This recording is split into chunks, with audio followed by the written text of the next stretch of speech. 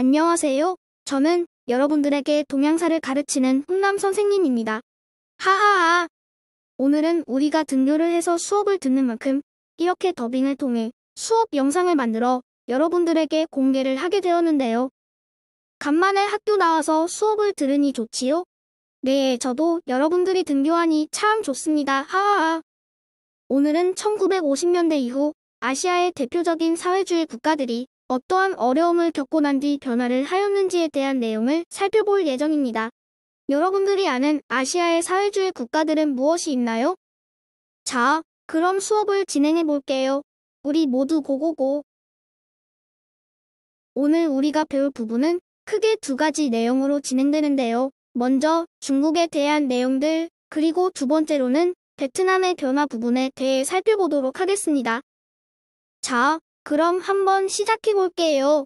고고고.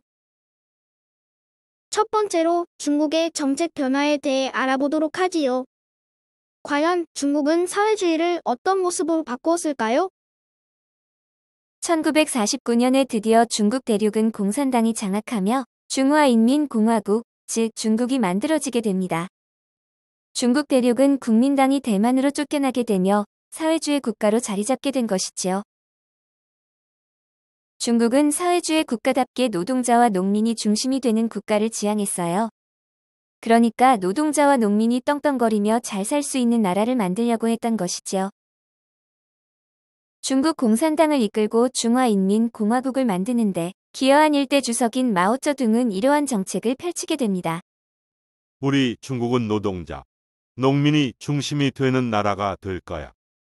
그러기 위해서는 가장 먼저 중국에 설립된 공장과 중국의 토지를 모두 국가의 것으로 만들어야지. 그래서 공평하게 인민들이 공장과 토지에서 일을 할 수 있도록 해야겠어. 라며 토지를 모두 국유화하는 등 토지개혁을 실시하게 됩니다.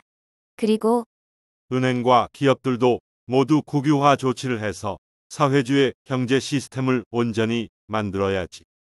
라고 하는 등 금융과 기업 분야에서도 중국 국가의 것으로 만드는 일들을 했지요. 마오쩌둥의 이러한 정책의 측근들은 이렇게 우리 마오쩌둥 행님의 인민들을 위한 넓은 마음을 알게 되니 눈물이 절절 흐르게 되는구나. 마오쩌둥 행님 만세. 중국 사회주의 만만세.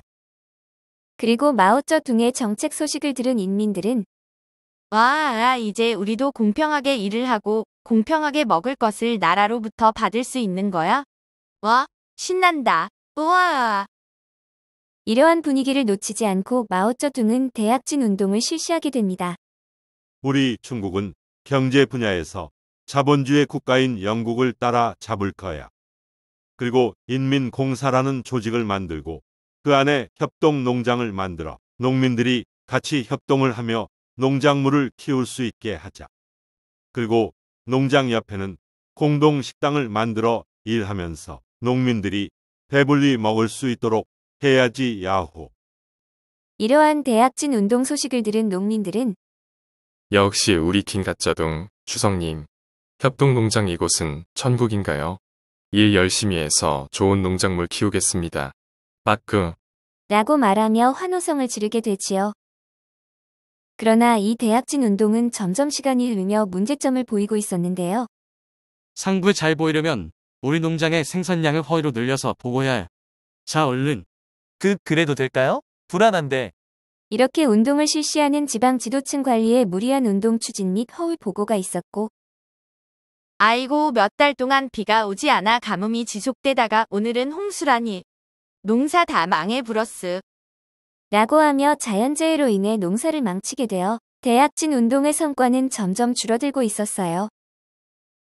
결국 대약진 운동은 엄청나게 많은 아사자와 일을 하는 사람들에게 관리들이 학대를 하는 등 문제점을 남기며 결국 실패로 끝이 나게 됩니다. 이러한 대약진 운동의 실패는 곧 마오쩌둥 권력의 추락을 의미했어요. 그리고 중국 국가의 대혼란을 예고했지요. 이에 마오쩌둥은 중국인들의 사상을 바꾸자. 지금 중국은 위기야. 분위기를 바꾸어야 해.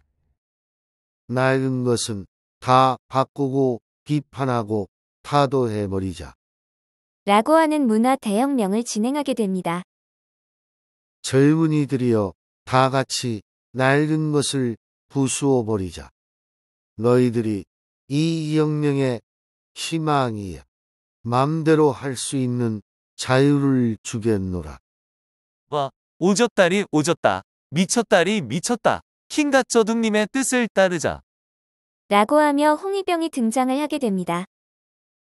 공자, 맹자, 옛날 귀한 보물들, 이런 건 다 구식이야. 부수어버리자. 왔다, 저 행님 진짜 간지 대폭발이네잉. 홍위병들은 이렇게 전통 문화, 고대 유적, 유물들을 다 부수며 사회주의 사상을 바로 세우려 했어요. 덕분에 중국 사회는 저세상 텐션 대환장 파티 시대가 시작되었지요. Check this out. 그렇게 중국 사회에 경제적으로 망해가나 싶었을 때쯤 1970년대 말 혜성같이 중국에 등장한 인물이 있었지요. 바로 덩샤오핑. 와, 중국 폭망 직전이네. 우선 경제를 먼저 손을 봐야겠어. 인민들이 굶어 죽는다면 사회주의에 공산주의고 뭐고 없어. 라고 하며 새로운 개혁 정책을 실시하게 되지요. 폐쇄했던 중국의 무역을 개방하자. 그리고 공장도 마구마구 짓자. 라고 하며 새로운 개혁 개방 정책을 실시하고 시장을 열고 인민들이 그 안에서 거래하게 두자.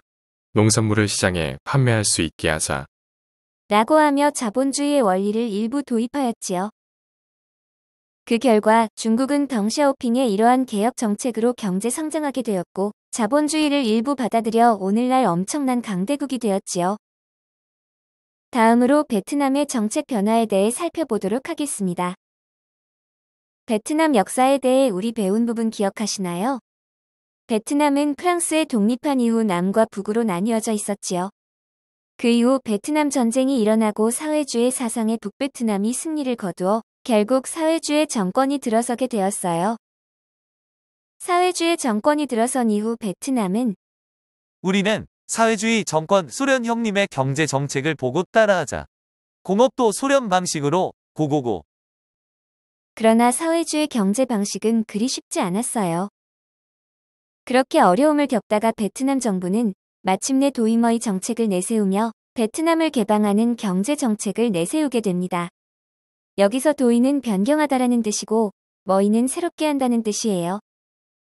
이러한 적극적인 개혁 정책으로 베트남은 어느 정도 경제 성장을 이룩하게 됩니다. 잘 아시겠지요? 여러분들 지금까지 우리는 중국과 베트남 사회주의 국가의 정책 변화에 대해 살펴보았습니다. 두 사회주의 국가들은 경제적인 어려움을 겪고 마침내 일부분 자본주의 경제를 도입하며 성장을 하게 되었어요. 그 결과 중국은 오늘날 초강대국이 되었고 베트남도 동남아시아에서 경제적으로 우월한 위치에 놓여 있게 된 거예요. 여러분 이제 우리는 여기까지가 시험 범위예요. 마무리 잘하고 우리 빠공에서 시험에서 좋은 성적을 거두었으면 좋겠습니다.